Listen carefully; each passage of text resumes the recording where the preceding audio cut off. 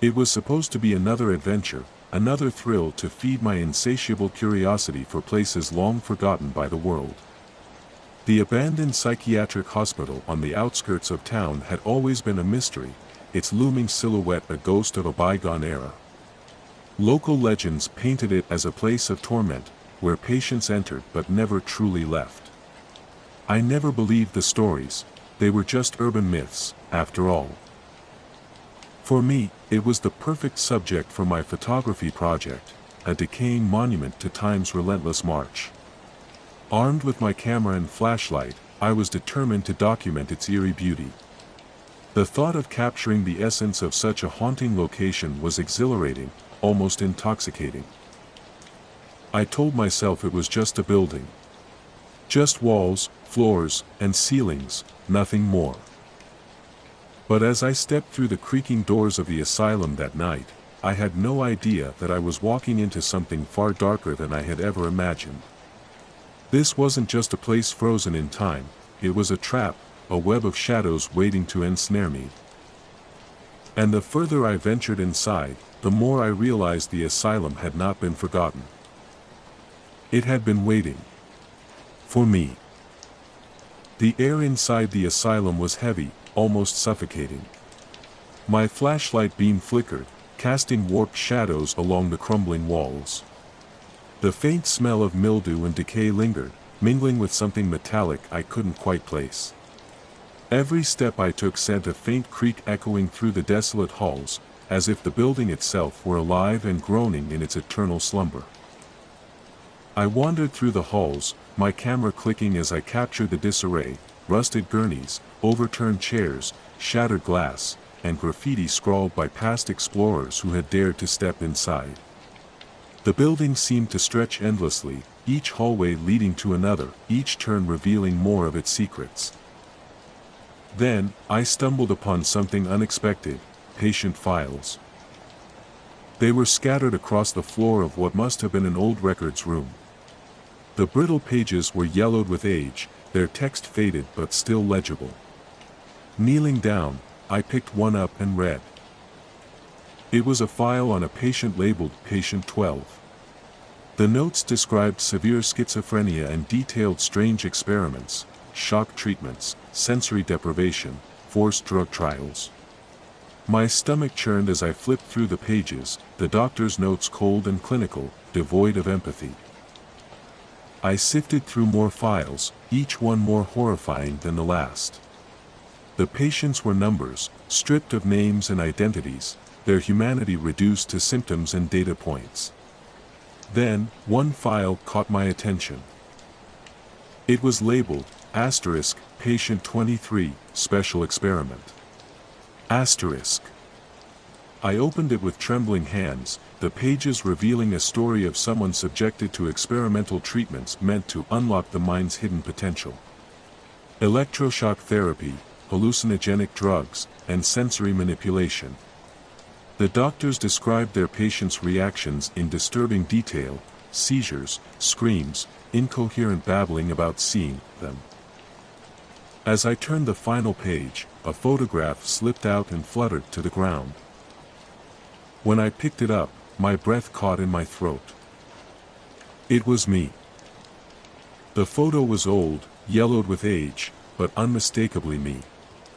My face, my eyes, my expression, frozen in time.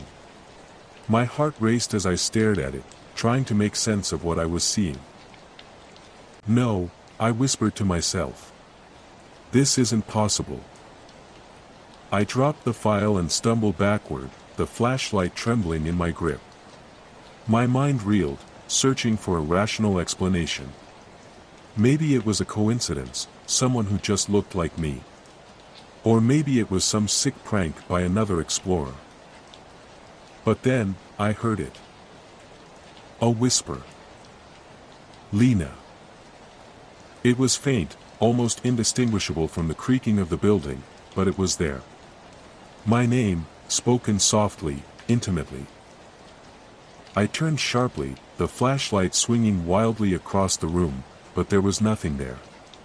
Just shadows and dust. Then came the footsteps. Slow, deliberate, heavy. They echoed through the halls, drawing closer. My breath quickened as I tried to pinpoint their source, but they seemed to come from everywhere and nowhere. I bolted, running blindly down the hallway, the beam of my flashlight bouncing erratically. The whispers grew louder, more insistent, all of them calling my name. I rounded a corner and skidded to a stop. There, lying in the middle of the floor, was another file. Unlike the others, this one wasn't tattered or faded. It looked pristine, as though someone had placed it there just for me. My name was on the label. My hands trembled as I opened it. The first page was a photograph, another picture of me, this time as a child, standing in front of the very asylum I was in now. I had no memory of ever being here. Behind me, in the background of the photo, was a figure, a shadowy silhouette that seemed to blend into the building's decaying facade. I turned the page and froze. The records detailed my birth, my family, and a chilling note. Patient 23 has returned. The flashlight slipped from my hand, clattering to the floor and plunging the room into darkness. The whispers stopped. The footsteps ceased. In the silence, I felt it. A cold hand gripped my shoulder. I couldn't move, couldn't scream. Then, in the stillness, I heard a voice, low, guttural, and filled with malice. You never left. I woke up sometime later. How much time had passed, I couldn't say. The hallway I had been in was empty, devoid of the files, the whispers, or any trace of the figure that had loomed behind me. My camera was shattered, its lens cracked as if it had been stepped on. My hands shook as I made my way to the exit, my flashlight flickering weakly in the dark. I didn't dare look back, but every step felt heavier, as though the asylum itself were reluctant to let me leave. When I finally stumbled outside, the cold night air hit me like a slap. I gasped for breath, clutching my chest, my mind racing to process what had happened. I swore I would never return, never speak of this place again.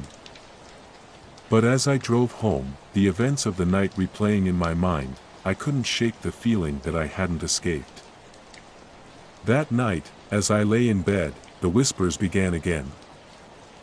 Lena. No matter how far I ran, I realized the truth, the asylum had marked me. And I would never truly leave it. I arrived at the Thornwood Inn late in the evening, exhausted after a long day of driving. The clerk at the desk was curt but efficient, sliding me a tarnished brass keycard and muttering something about the quirks of the old building. Room 313, he said, his gaze lingering on me for a beat too long. Just let us know if you need anything. The hallway to my room felt endless, the carpet worn and faded, its floral pattern nearly indistinguishable in the dim lighting. When I reached the door, the card reader beeped angrily several times before finally clicking open. Room 313 was peculiar. The decor was stuck in some forgotten era, with peeling wallpaper and heavy, antique furniture. The air was stale, carrying a faint metallic tang I couldn't place. But it was the closet that immediately drew my attention. It stood against the far wall, tall and imposing, its dark wood polished to a sinister sheen. The handle gleamed as if recently cleaned, but when I tried to open it, the door wouldn't budge. I frowned and gave it another tug, harder this time, but it remained steadfastly locked. Fine, I muttered, dropping my bag on the bed. I told myself it wasn't important, hotels often locked closets for storage. But as I lay in bed that night, staring at its towering frame in the shadows, I couldn't shake the feeling that something was wrong. The scratching began just past midnight. At first, it was faint, like a whisper against the wood. My eyes snapped open, ears straining to identify the sound. It stopped as soon as I sat up, the room falling silent again. I told myself it was nothing, old pipes, a draft, or even my imagination. But then it started again, louder this time, more insistent. The claws raked against the wood in a frantic rhythm, like something desperate to escape. I wanted to get up, to examine the closet, but fear pinned me to the bed. "It's just a mouse," I whispered to myself, the words hollow in the dark. Eventually, the scratching stopped, and I drifted into a restless sleep. Morning brought a tentative sense of relief. Sunlight streamed through the thin curtains, chasing away the shadows of the night. But when I turned to the closet, my stomach dropped. The door, which had been locked tight the night before, now stood slightly ajar. I froze, heart thudding in my chest. Slowly, I approached and nudged it open with trembling fingers. The inside was empty. No clothes, no shelves, just a bare wooden interior. But what caught my attention were the marks. Deep, jagged claw marks raked down the inside of the door, spiraling toward the floor. I stumbled back, my mind racing. Maybe it was a prank. Or maybe the damage had been there all along, and I hadn't noticed it. I tried to dismiss it as coincidence, but unease clung to me like a second skin. In a final act of desperation, I charged at the door, slamming my shoulder against it. The lock gave way, and I stumbled into the hallway. But it wasn't the hallway I remembered. The carpet was gone, replaced with cold, cracked stone. The wallpaper had peeled away, revealing dark, oozing wood. The scratching was louder now, coming from everywhere at once. I turned back toward the room, only to see the door slam shut. A single message was carved into its surface, deep and jagged, the letters dripping as if freshly etched. "I'm free now." The Thornwood Inn was never found again. The Hollow Rest Inn appeared on the side of the highway like a mirage, its faded neon sign blinking in the dark. "Vacancy," it read, though the building looked like it had been forgotten by time. The thought of stopping there filled me with unease, but after 8 hours of driving and a storm brewing on the horizon, I didn't have much choice. The man at the front desk greeted me with a smile that seemed surgically attached to his face. His teeth were too perfect, too white, standing out against his waxy complexion. His voice was syrupy and calm, almost robotic. "Welcome to the Hollow Rest Inn," he said. "Room 7. You'll find it down the hall, second door on the right." He handed me a brass key attached to a heavy wooden fob. I mumbled a thank you, my nerves prickling under the weight of his unblinking stare. As I turned to leave, I felt the clerk's eyes lingering on me, his smile unwavering. The hallway leading to my room was dimly lit, the faint flicker of old fluorescent lights casting shadows that seemed to stretch and shift. My room was simple, the kind of decor you'd find in a hotel that hadn't been renovated since the 80s. Floral wallpaper peeled at the edges, and a single overhead light buzzed softly. I locked the door behind me, double-checking the deadbolt. The storm outside began to roar, wind howling as rain pelted the windows. Exhaustion eventually overtook me, and I climbed into the creaky bed, hoping for a few hours of rest. But rest wouldn't come. I woke to a sound. At first, I wasn't sure what it was, just a faint, rhythmic tapping. My pulse quickened as I realized it was coming from the window. Tap. Tap. Tap. I turned my head slowly, my breath hitching in my throat. Outside the rain-streaked glass stood the night clerk, his face inches from the pane. His smile was the same, wide and unyielding, but his eyes were wrong. They weren't just unblinking, they were empty, black voids that seemed to drink in the faint light. My body froze, my mind racing for an explanation. What was he doing out there in the middle of a storm? How could he smile like that, so fixed and unnatural. Tap. Tap. Tap. His fingers drummed against the glass, each movement deliberate and precise. He tilted his head slightly, as if studying me.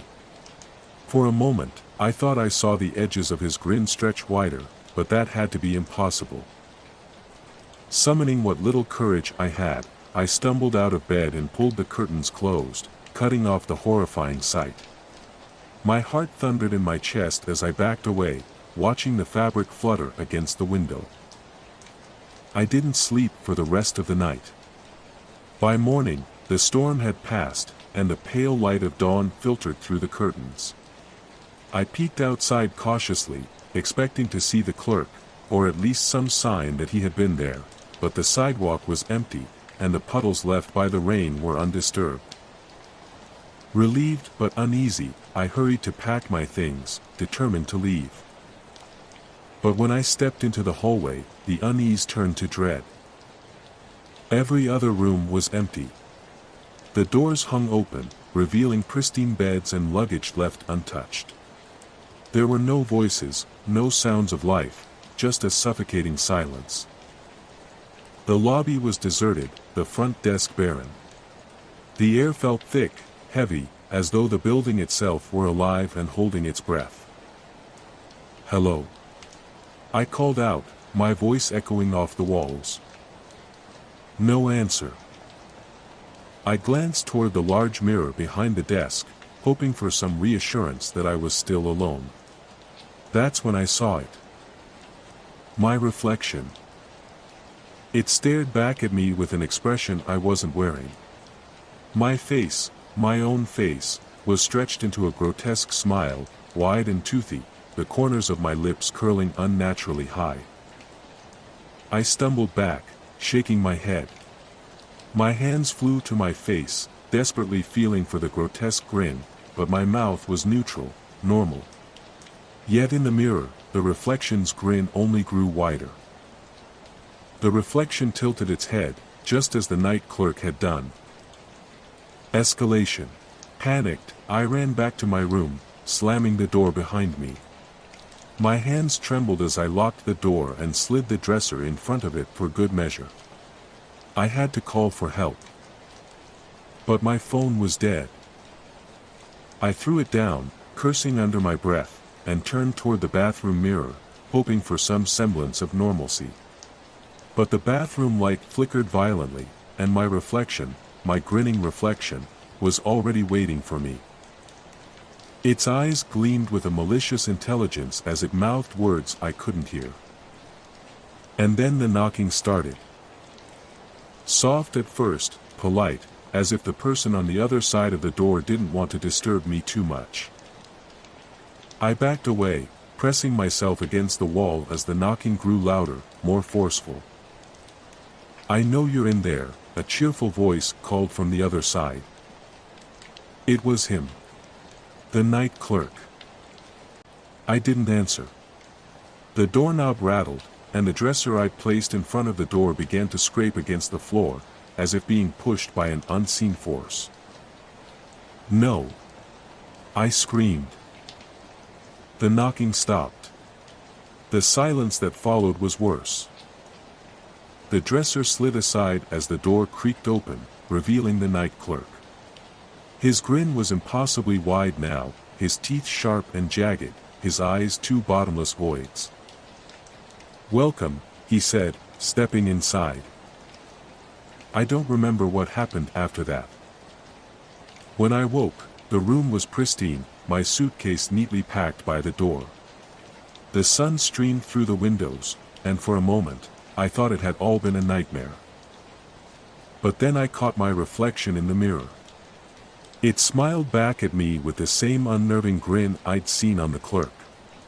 My lips curled against my will, stretching wider and wider, until my cheeks ached. The smile never leaves now. I left the hollow rest in that day, but it didn't matter. The grin followed me, etched permanently onto my face. Strangers avoid me. My family won't speak to me. Sometimes, late at night, I hear the knocking again. And I smile. I've always loved the open road. There's something freeing about being alone with nothing but miles of asphalt ahead, the scenery changing with every bend. But the farther you go, the lonelier it gets. This trip was supposed to be an escape, a break from the noise of the city and the suffocating weight of daily life. A fresh start. The past few months had been brutal: work stress, a bad breakup, and my mother's sudden death. I needed to clear my head, to breathe again. The plan was simple: drive until I felt like stopping, take pictures, write a little in my journal, and just be. By the third day, I was deep in the countryside, miles from any major town. The GPS on my phone had been spotty for hours, but I didn't care. The scenery was beautiful: rolling hills, fields dotted with wildflowers, and endless stretches of trees. As the sun began to set, the landscape transformed. The once inviting forest became a dark, looming presence on either side of the road. The trees pressed in closer, their twisted branches forming skeletal shapes against the dimming sky. That's when the engine sputtered and died. The car coasted to a stop, and an unsettling silence settled in. I turned the key again, praying it would start back up, but it only groaned in protest. My phone was useless, no signal. I was alone. I sat there for a moment, gripping the steering wheel.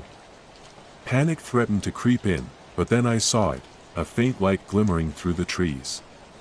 A cabin. Relief washed over me like a wave. Shelter.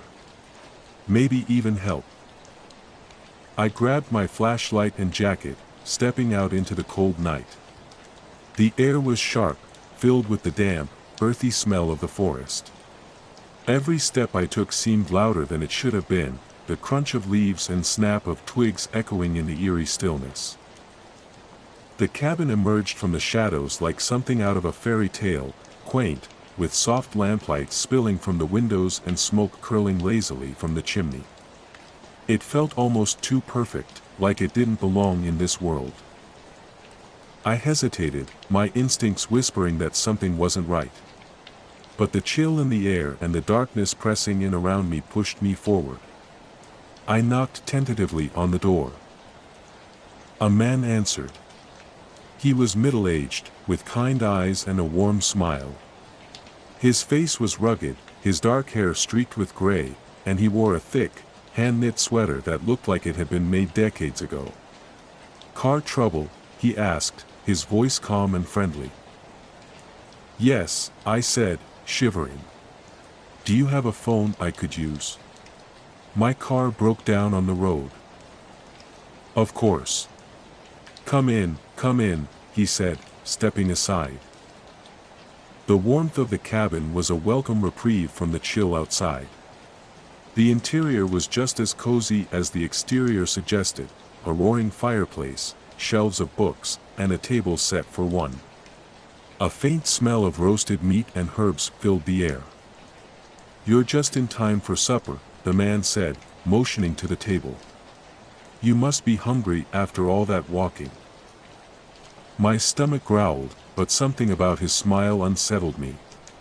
It was a little too wide, a little too fixed. "Thank you," I said, sitting down cautiously. As I settled into the chair, something caught my eye: a scarf draped over the back of another chair. My scarf.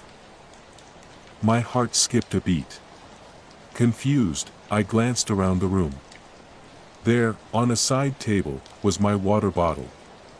By the fire, my travel guidebook. I froze, my pulse pounding in my ears. My bag was still in the car. "You okay?" the man asked, his tone suddenly sharper. I forced a smile. "Where did you get this scarf?" He froze, his eyes narrowing.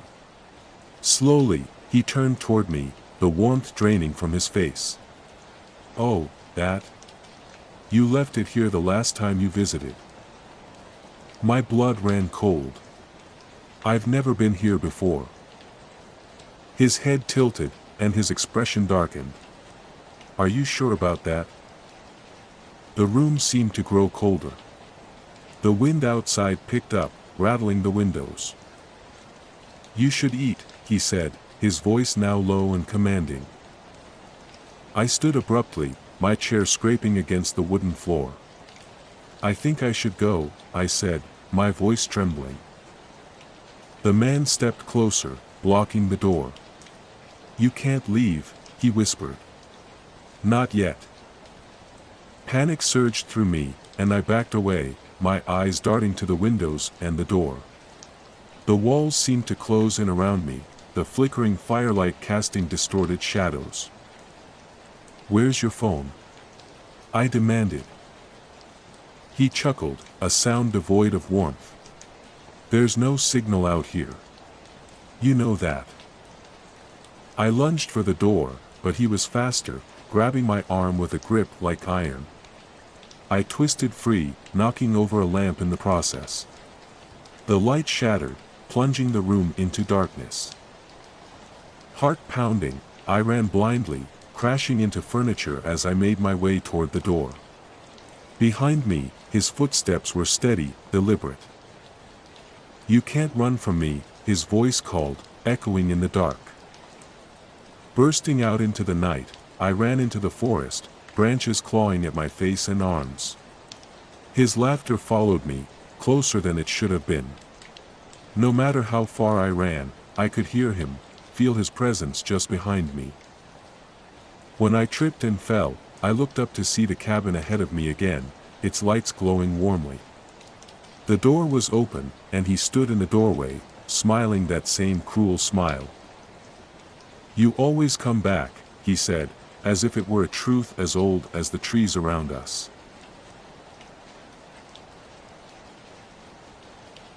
In the dead of night, when the world sleeps and the air grows thick with tension, there are places where the past refuses to be forgotten.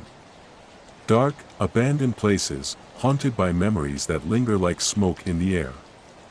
One such place is the old Greenfield Hospital, a crumbling structure on the outskirts of town.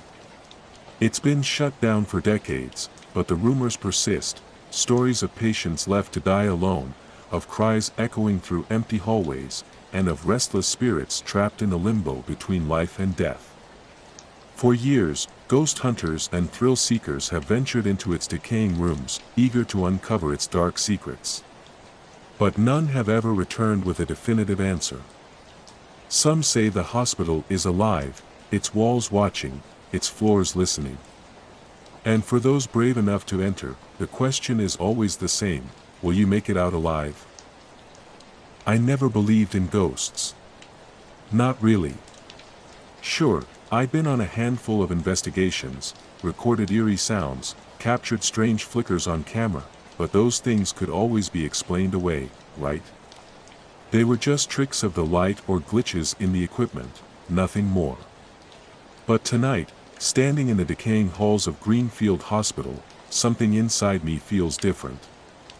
I don't know how to explain it, but it's like the building itself is breathing, like the walls are pressing in, just waiting for us to slip up. We had arrived earlier that evening, a group of 4, ready to document the strange phenomena that had been reported over the years.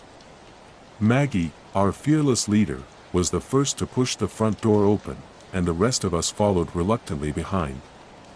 The air inside was damp and stale, thick with dust and the remnants of forgotten lives. Our flashlights cut through the darkness like knives, revealing peeling paint, broken furniture, and shadows that seemed to move of their own accord.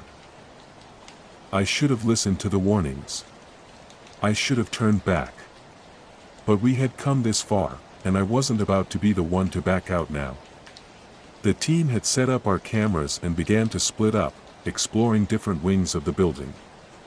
The atmosphere felt heavy, oppressive, like the whole place was watching us, waiting. As we moved through the halls, my nerves were on edge. The air was colder here, and it wasn't just the temperature. There was a palpable sense of something other hanging in the air.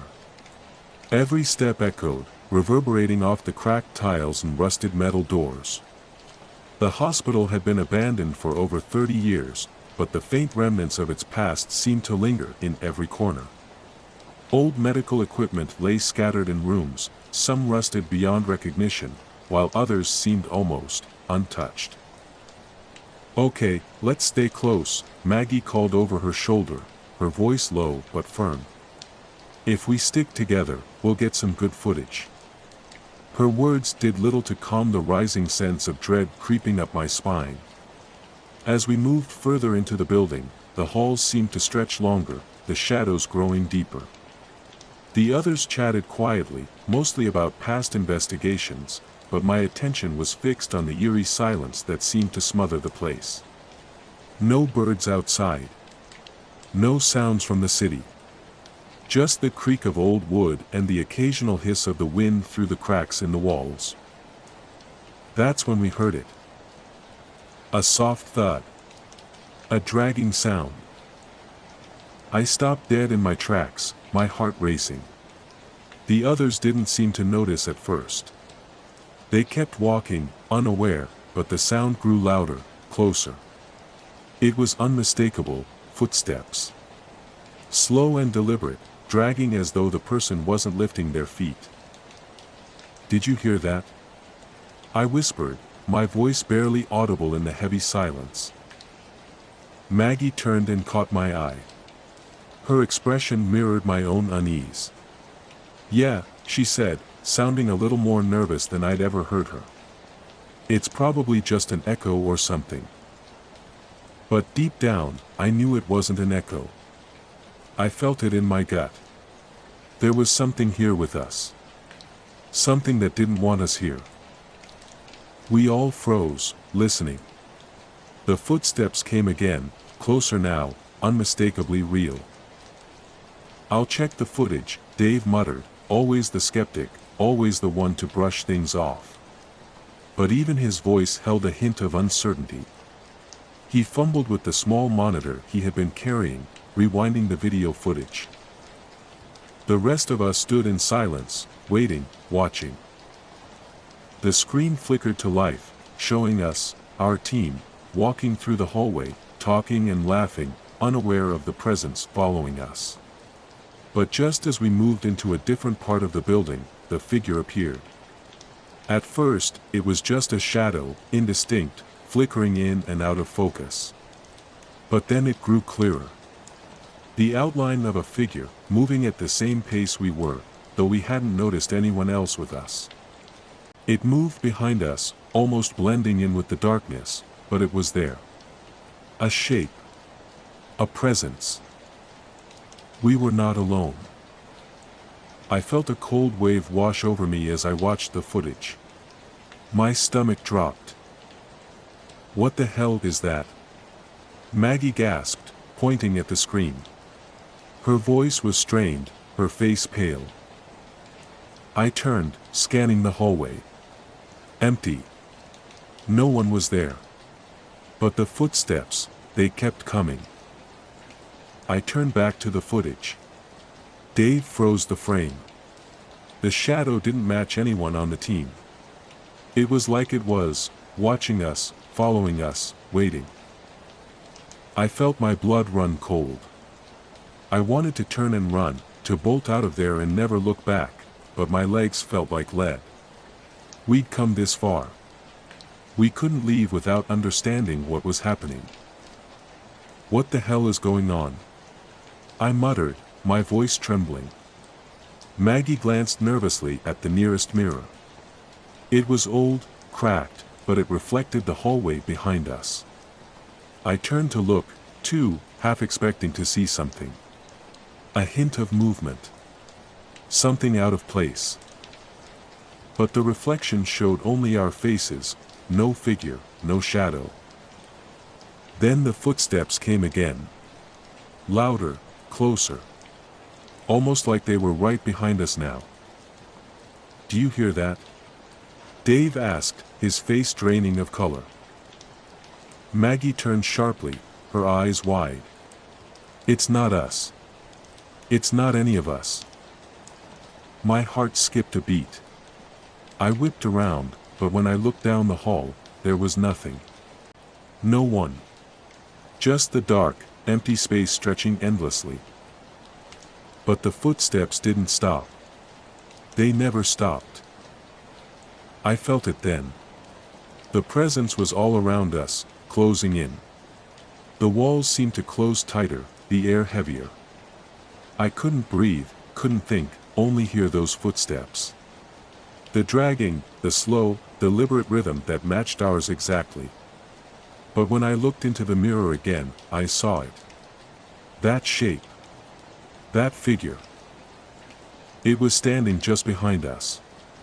I froze, my breath catching in my throat. I wanted to scream, but I couldn't. I wanted to move, but my feet wouldn't obey. Then the voice came. A whisper so faint I almost didn't hear it. "Help me." I whipped around, my heart pounding in my chest. No one. But the voice had been real. It was clear as day.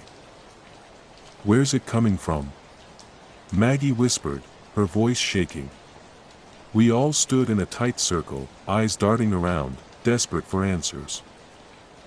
And then, as if on cue, the door behind us slammed shut with a deafening crash. My stomach lurched, and I spun around, rushing toward the exit, only to find it locked, barred. Something had sealed us in. The whispering grew louder. "Please, help, before it's too late." I pounded against the door, but it wouldn't give. The walls felt like they were closing in. The temperature had dropped so low I could see my breath in the air. Panic surged through me. I had to get out. I had to. The reflection in the window caught my eye again. I couldn't look away. The figure was there. The same shadow. But now, it was closer. It was standing right behind us. And its eyes, if you could call them eyes, were wide open, staring at me, through me. We didn't leave. We never did. And now, every night, I hear the footsteps again. They follow me. I'd been feeling disconnected for days, my thoughts a tangled mess I couldn't unravel. It was the kind of feeling that crept in slowly, like an endless fog, suffocating and silent. I needed to clear my mind, get away from everything. The city, my job, my routine, they were all becoming too much. So, on impulse, I booked a last-minute overnight train ticket. I thought that a journey through the night, with nothing but the rolling countryside outside the window, might help me find some clarity. As the train pulled out of the station, the soft rumble of the tracks underfoot and the distant thrum of the engine were strangely soothing. The carriage was nearly empty, the few other passengers either asleep or lost in their own worlds. I had chosen a seat by the window, settling in for the long, quiet ride ahead. The low lighting in the car gave everything a dreamlike quality. The rhythmic clicking of the train wheels, the hum of the air conditioning, the distant occasional creak of the train, each sound seemed to blend into the background of my thoughts. I could feel the tension in my shoulders slowly easing, my body relaxing into the seat. But there was something odd about this journey. Something I couldn't put my finger on. The car was mostly empty, save for one other passenger seated at the far end. A man, his back to me, his features hidden in the shadow of the dim light. He was still, too still. At first, I chalked it up to him being asleep or lost in thought. After all, it was late, nearly midnight, and the train was lulling everyone into a stupor. But then I realized something that sent a chill down my spine. He hadn't moved once. I shifted uncomfortably in my seat, glancing at him again. His posture was unnerving. Perfectly still. Not a twitch, not a breath. The air around me felt colder suddenly, and I found myself pulling my coat tighter around my shoulders. I tried to distract myself, staring out the window into the endless blackness. The moonless night outside made the world feel even more distant, like I was suspended in an abyss, a floating speck of nothing. Time passed. I don't know how long exactly, but the quiet seemed to stretch on forever. The rhythmic sound of the train had become a constant, almost comforting hum, but the silence in the car was growing thicker, oppressive. The man at the far end had still not moved, not once. It was like he wasn't even a person anymore.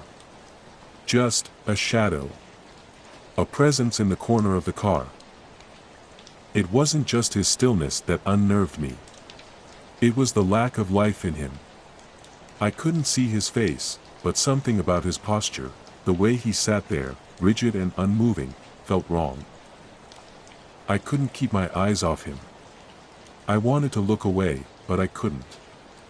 I felt like I was trapped in a staring contest with something I couldn't quite understand. The tension in the air was unbearable. Then, something strange happened. The lights above flickered, just for a moment, then steadied again. But in that brief instant, I saw the faintest movement from the man. His head shifted, just slightly, as if he'd sensed my gaze. My breath caught in my throat. I wasn't sure if I had imagined it, but it felt like he was aware of me, aware of my discomfort. My heartbeat quickened. I tried to shake the feeling, focusing instead on the window again, on the dark landscape rushing by. But the discomfort lingered, gnawing at the edges of my thoughts. It was then that the temperature in the car seemed to drop, sharply.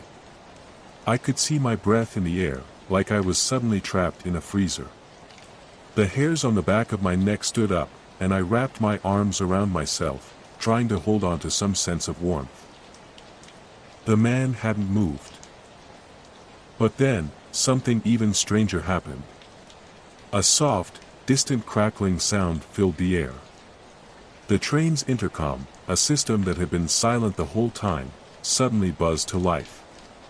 The distorted static was followed by a voice that sounded so far away, but also far too close. "You're not supposed to be here." I froze. My blood ran cold. The words hung in the air, like they didn't belong, like they were never meant to be heard. The voice was low, almost a whisper, but there was a weight to it, something that felt like it came from the very walls of the train itself. My eyes darted toward the man. His head was still turned slightly in my direction, but his eyes were hidden in the shadows. I couldn't see them, but I could feel them, watching me, cold and unblinking. My breath came in shallow gasps, my pulse racing in my ears. I had to do something. I had to get out of here. I stood up, my legs shaking. I tried to walk toward the door at the end of the car, my steps slow and deliberate, trying to shake the panic rising in me.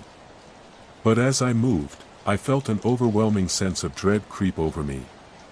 The hairs on my neck stood on end, and the train felt different. More oppressive, as though the walls were closing in around me. I reached the end of the car and stopped. Something in my chest screamed at me to leave. But before I could open the door, the voice crackled through the intercom again, cutting through the thick silence. "You're not supposed to be here." It was louder this time, more insistent. My hand gripped the door handle, but I couldn't move. The fear gripped me like a vice. I couldn't explain why, but I knew I was being watched. The air was suffocating, and the temperature had dropped even further, the icy chill seeping into my bones. I turned slowly, against every instinct in my body, and glanced back down the aisle. The man was standing now. He had moved without making a sound. He was facing me, his expression hidden by the shadows, but I could feel his presence like a dark weight pressing on my chest. He took a slow step forward, his figure coming into the dim light. And that's when I saw it. His eyes, open. No blinking. No movement. Just hollow, unblinking eyes, black as night, staring directly at me. My body went numb with terror. I couldn't breathe, couldn't move. I wanted to scream, but no sound came. The man's lips curled into a twisted, unnatural smile, stretching wider than seemed possible. "You shouldn't have come," he whispered, his voice low and raspy, like it was a sound pulled from somewhere deep within the earth. I stumbled back, my heart hammering in my chest. But before I could even think to flee, the train lurched. The wheels screeched on the tracks, and the lights flickered again, more violently this time. A deep, guttural rumble filled the car, like something ancient and powerful stirring beneath the ground. The train's intercom crackled one last time, the voice now distorted, a strange, echoing whisper. "You're not supposed to be here." The words sank into me, pulling me down into the darkness. My legs gave out, and I collapsed to the floor, gasping for air that felt thick and suffocating. The train wasn't just a train anymore. It was something else, something alive, something that knew I didn't belong. And I knew, in that moment, that I would never leave this train.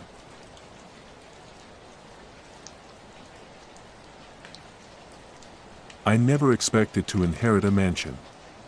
Not from a distant relative I never knew existed. When the letter arrived, I thought it was some kind of mistake. But curiosity led me to the mansion, perched on a cliff, its windows dark, its presence unsettling. The moment I stepped through the iron gates, I felt a shiver crawl up my spine. The mansion loomed before me, its stone facade covered in vines, as though it had been forgotten by time. The distant hum of the ocean was the only sound that cut through the heavy silence. The place had an oppressive air, like it was hiding secrets, each one more dangerous than the last. The ground crunched beneath my feet as I walked toward the grand entrance, my footsteps echoing, unnaturally loud in the stillness. Inside, the air was thick, musty with age and secrets. The dark wood floors creaked beneath me, as though the house itself was aware of my presence, shifting beneath my every step. The hallway was vast, dimly lit by long-abandoned chandeliers that hung low from the ceilings, their once gilded frames now tarnished with dust and cobwebs.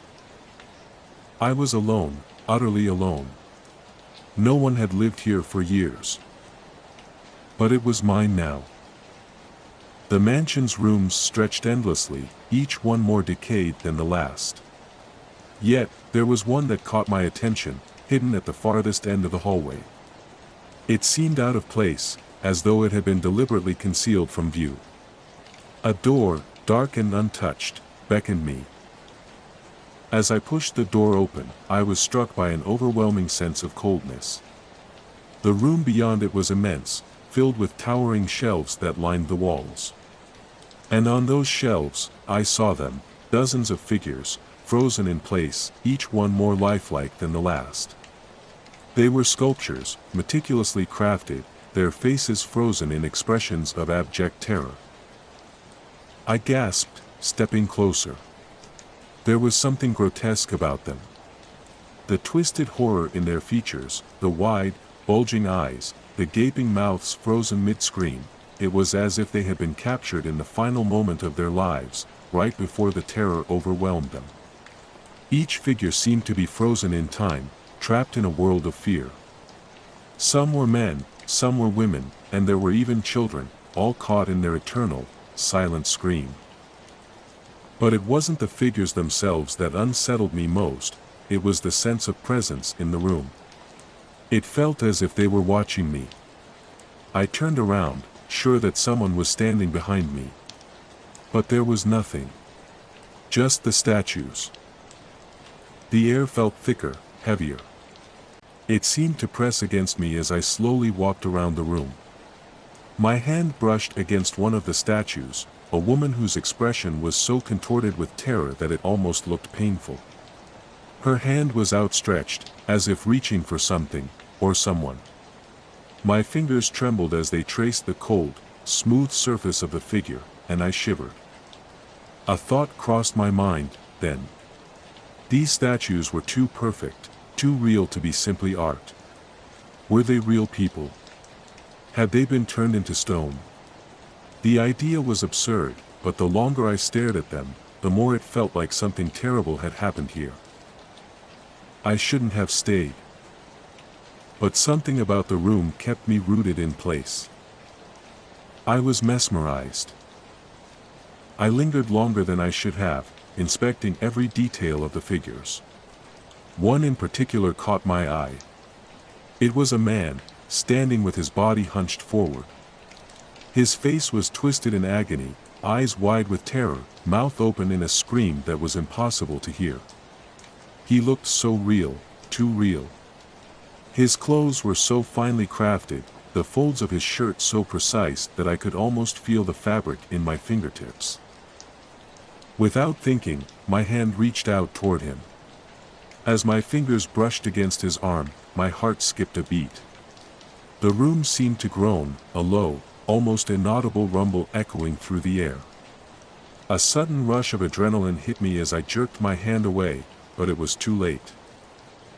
The statue, no, the figure, tipped forward, falling to the ground with a sickening crack. I screamed, instinctively backing away as the figure hit the floor.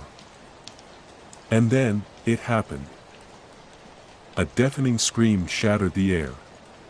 It was as though the sound came from everywhere and nowhere at once. My body locked in terror as I pressed my hands against my ears, but there was no escaping the noise. The shriek seemed to echo inside my very bones, rattling my mind. My legs gave way beneath me, and I crumpled to the ground, the sound ringing in my skull. The scream seemed to last an eternity, and when it finally stopped, I was left gasping for air, my heart hammering in my chest. The silence that followed was so thick, it felt like it had substance. I shakily rose to my feet, my eyes darting around the room. The statues, no, the figures, were still there. But now, I could feel their eyes on me. They weren't just inanimate objects anymore. I couldn't shake the feeling that they were alive, watching me, waiting. And then, I saw it. The broken figure that had fallen to the floor was no longer just a statue. It was something else. Something alive. I recoiled, but the figure didn't move. It just lay there, silent and still. My breath caught in my throat. I had to leave. I had to get out of this place. The next morning, I woke up with a deep sense of dread, but I couldn't bring myself to leave. Something was pulling me back to that room, calling me like a siren's song. Reluctantly, I returned. When I stepped into the room, I froze. There, standing in the farthest corner, was a new statue.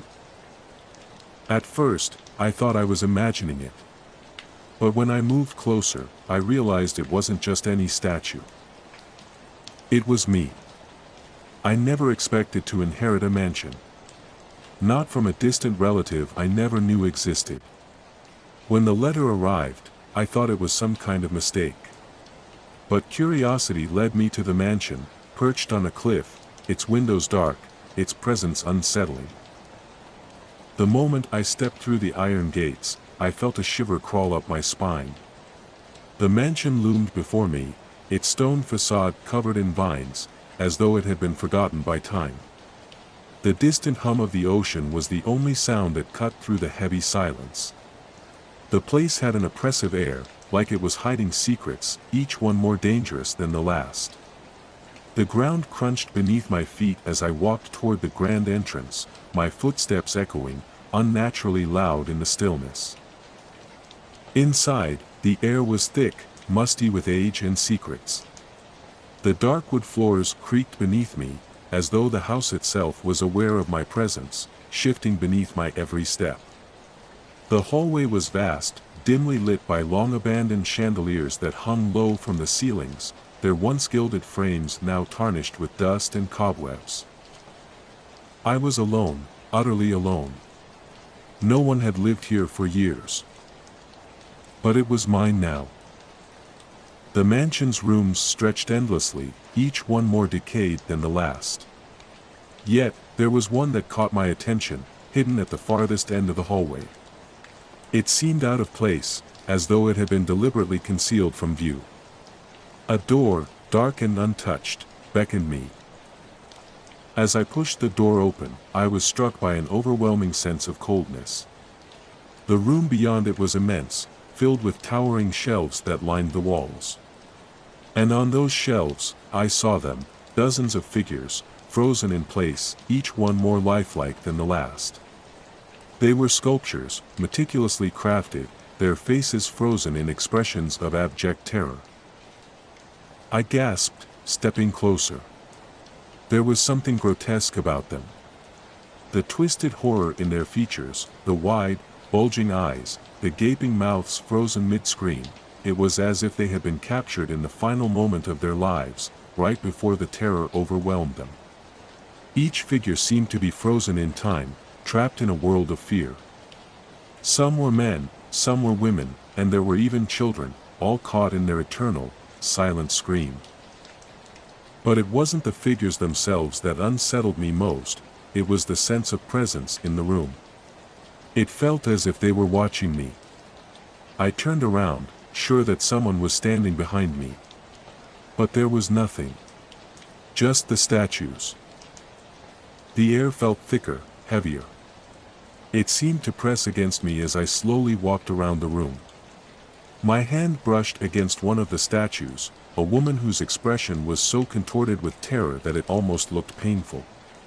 Her hand was outstretched, as if reaching for something, or someone. My fingers trembled as they traced the cold, smooth surface of the figure, and I shivered.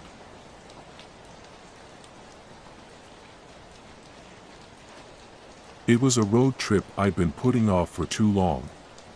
Work had been overwhelming, and the thought of driving through unfamiliar roads and quiet towns was a bittersweet relief. I'd set out from the city, hoping the isolation would help clear my mind. The open highway stretched endlessly before me, each mile a reminder of how far I was from everything familiar. But fatigue started to take hold as the hours passed, and I knew I needed rest. It was late when I saw it, the faint glow of a neon sign flickering in the distance.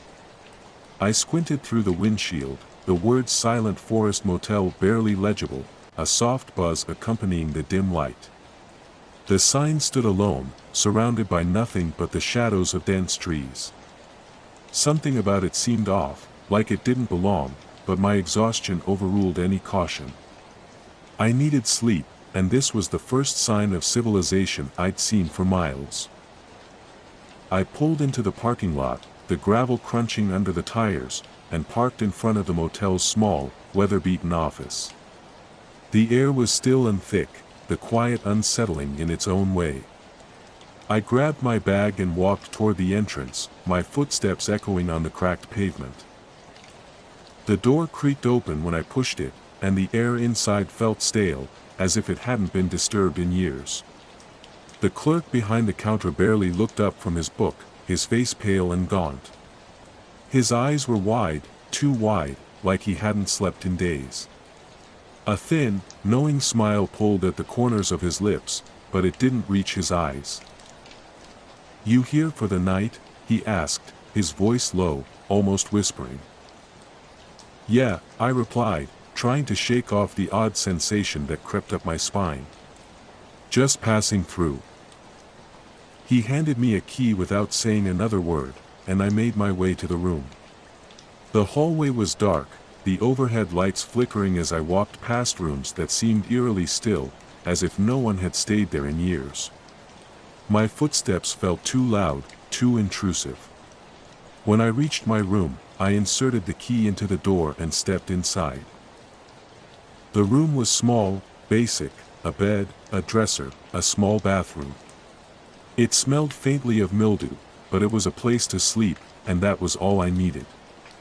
I tossed my bag onto the bed, let out a long sigh, and collapsed onto the mattress. The world outside faded as I closed my eyes, the hum of the air conditioner lulling me into a half-sleep. But then came the scratching. At first, it was subtle, a faint sound like the wind brushing against the window. I tried to ignore it, turning over, pulling the blanket tighter around me. It didn't stop. The scratching grew louder, more insistent, like something was trying to claw its way inside. My heart began to race, and I could feel a knot tightening in my stomach. I sat up, my eyes darting around the room. The shadows seemed to grow longer, the walls pressing in closer. My breath became shallow as I heard the scratching again. This time, it was joined by a low, guttural growl. Something, or someone, was outside. Against every instinct, I got up and walked toward the window, my hands trembling. The curtain was drawn, and I hesitated for a moment before pulling it back. What I saw made my blood run cold. There, pressed against the glass, were handprints, pale, smeared, and unmistakably human. The fingers were twisted, long and gnarled, their nails chipped and cracked. They left behind streaks of something dark and wet, as though they had been pressed into the glass in desperation. But that wasn't what sent me into a panic. It was the face. Behind the glass, just out of sight, was a face, pale, distorted, eyes wide and unblinking. The mouth was open, twisted in an expression of anguish, as if trying to scream but unable to make a sound. I stumbled backward, my heart thudding painfully in my chest. I couldn't breathe. The scratching at the window intensified, and now, I could hear whispers, faint and indecipherable, like a chorus of voices all murmuring at once. The room felt colder, and I felt a wave of nausea wash over me. I needed to leave. I needed to get out of that room, out of that motel, but the door. I ran to the door, pulling at the knob with all my strength, but it wouldn't budge. The metal felt hot, almost as if it had been heated by something unseen. Panic surged through me, my pulse racing in my ears. The scratching continued, relentless and maddening. I heard something shift outside the window, and I turned just in time to see something, someone, moving in the shadows, a dark figure with limbs bent at unnatural angles. Suddenly, everything went quiet. The scratching stopped. The whispers faded. I stood frozen, my breath coming in ragged gasps, but the silence was deafening.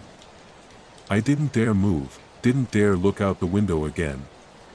The minutes felt like hours, and yet, something told me that I couldn't stay in that room any longer. I pushed open the door and stepped into the hallway, the dim lights above flickering as I walked toward the exit. The motel was unnervingly still, no sound except for the occasional creak of the floorboards beneath my feet. The air was thick with tension, as if the building itself were holding its breath. I finally reached the door and stepped outside, the cold night air hitting my skin like a slap. I gasped, my breath forming clouds in the crisp night air. The motel was gone. The building, the sign, Silent Forest Motel, had vanished without a trace. In its place, all I could see were trees. Thick, oppressive trees that towered over me, their twisted branches clawing at the sky. There was no road, no path, no signs of civilization. Just an endless, suffocating forest that seemed to stretch on forever in every direction. I spun around, my heart pounding, searching for any sign of the road, any hint of the world I had left behind. But there was nothing. I stumbled, through the underbrush, tripping over roots and rocks, my lungs burning as I gasped for air. I could feel the forest pressing in on me, the trees closing in like an unyielding wall. The silence was overwhelming, broken only by the sound of my footsteps and the occasional rustle of leaves. The motel was gone. But something remained. The handprints, smeared with dirt and something darker, were burned into my mind. I could still see them on the glass, feel the desperate pull of whatever had been outside that window. And then, a voice echoed in my mind, "It's too late to leave now." I turned back toward the forest, but the path I had come from was gone, swallowed by the trees.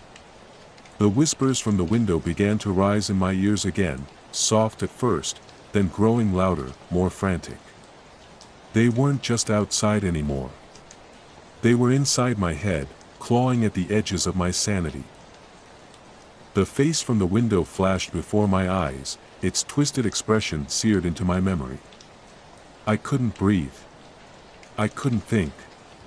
The silence of the forest was a suffocating, crushing weight, and I knew then that there was no way out. I had never left the motel. And I would never leave the forest. I was trapped. Forever. I had always believed that history was meant to be uncovered, that every layer of the past held a secret begging to be told. As a professor of history, I had spent years in dusty archives, sifting through ancient texts, deciphering old maps, and piecing together forgotten stories. But none of the stories had intrigued me more than the rumors surrounding the old hospital on the outskirts of town. The hospital had been abandoned for over 50 years. It was a crumbling structure, overgrown with ivy and surrounded by a thick fog of whispered legends. The town had all but forgotten about it, except for the eerie tales that occasionally surfaced in late-night conversations. The rumors were always the same. The hospital had once housed a secret wing, hidden from the public and shrouded in darkness, where doctors had conducted forbidden experiments. Some said they'd been trying to unlock the secrets of immortality, others claimed they were working on cures for diseases long thought incurable. But one thing was certain, whatever happened behind those locked doors had been terrible. And when the hospital had finally closed, the wing had been sealed off, forever lost to time. I didn't believe in ghost stories, of course. But the historical aspect of it all, the truth hidden beneath the fabric of time, was what pulled me in. I had to see it for myself. Perhaps there was a document, a letter, an old journal, anything that would give me a glimpse of what had transpired in that forgotten place. It was during one of my late-night research sessions that I stumbled upon a strange journal tucked away in the far corner of the university library's rare collections. It was a handwritten account, dated from the early 1950s, describing the final days of the hospital before its closure. The author, a doctor named Henry Carrington, mentioned strange occurrences and hints of something buried deep beneath the hospital's foundation. He wrote of a missing wing, though his words were deliberately vague, cryptic even. The entry ended abruptly, as if someone had torn the last page from the journal, but it was enough to fuel my obsession. And so, when I decided to explore the hospital, I wasn't thinking about ghosts or curses. I wasn't even considering the dangers of trespassing in such a decaying building. I was focused solely on finding the truth. I didn't expect the hospital to be so oppressive. The moment I passed through the rusted gates, a chill ran down my spine. The air was thick with the smell of mildew and decay. The tall, shadowed walls of the building loomed above me, their windows like dark, vacant eyes. I felt a momentary hesitation, but I pushed it aside. I was here for history.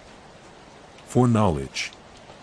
The front door creaked open with little more than a touch, revealing a dim, dusty interior.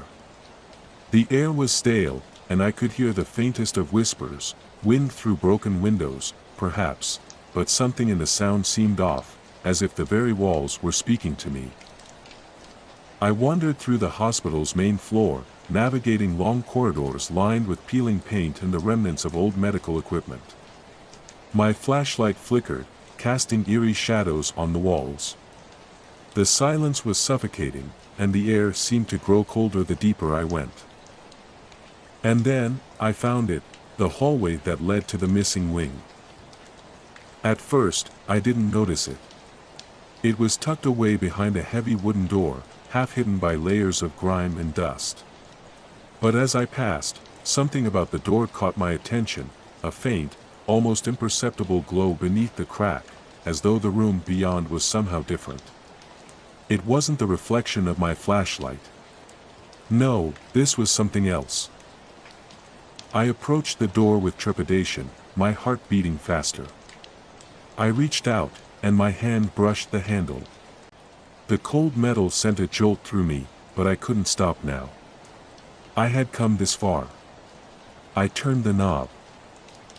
The door swung open, and I stepped into the unknown. The hallway stretched before me, impossibly long and narrow. My flashlight flickered again, and for a moment, I thought I saw something in the distance, movement. But when I squinted, there was nothing. Just darkness, thick and oppressive. I took a tentative step forward, then another. The air felt strange, heavy, like it was pulling me deeper into the building. And then, I heard it, a soft whisper, almost like a sigh. It came from somewhere ahead, echoing down the hall. I paused, straining my ears to listen. "Open me." The voice was faint but distinct, a whisper that seemed to wrap around me like a tendril of smoke. I glanced around, my heart pounding. The hallway was lined with doors, at least a dozen, maybe more. They stood in perfect rows on either side, their wooden frames warped and cracked. But it wasn't the doors themselves that caught my attention. It was the sound. Each door seemed to be whispering, calling to me. "Come closer. Let me in. Find out the truth." The words were barely more than a breath, but they were unmistakable, like each door had a voice of its own, each one a dark invitation to uncover something buried within. My legs felt heavy as I continued down the corridor, unable to tear my eyes away from the doors. The whispers grew louder, more urgent. I could feel the weight of each one, pressing in on me from every direction. I stopped in front of the nearest door. My hand reached out, almost involuntarily. The brass handle was cold, slick with years of neglect. I hesitated for a moment, my breath shallow, before my fingers gripped it and twisted. The door creaked open, revealing a pitch-black room beyond. I stepped inside, the door closing softly behind me. A sense of dread filled the air, and I felt an overwhelming need to turn back. But it was too late. In the center of the room was a bed, old and decrepit. The sheets were torn, hanging loosely from the frame, and I could see the faint outline of something lying underneath.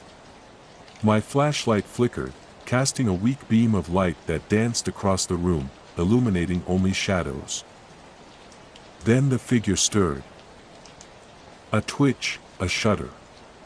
The bed creaked, as if something beneath it was moving, struggling to escape. I stepped back, my heart hammering in my chest, and that's when I saw it. The figure on the bed was not human. Its skin was pale and translucent, pulled tight against bones that were far too sharp and angular. Its limbs were twisted in unnatural angles, and its head was a grotesque mass of raw, stitched flesh. There were no eyes, just hollow sockets where something had once been. And its mouth was a jagged, gaping wound stitched shut, but it still moved, stretching in a twisted grin. It was alive, or had been. But whatever it wasn't human anymore. I stumbled backward, my breath coming in ragged gasps. The room seemed to close in on me, the walls pressing against me like an invisible hand. The whispers grew louder, almost deafening now. "You found it," they hissed. "You can't leave. You know too much now." I turned and ran, my feet pounding the floor as I fled back to the hallway, but the door was gone. The corridor had shifted, twisting into a labyrinth of endless doors, all of them calling out to me. "Open me. Come closer. You're almost there." I couldn't escape. The doors were everywhere, and each one seemed to beckon me, promising answers, but at what cost? The hallway stretched infinitely in front of me. There was no end, no escape. Only the whispers.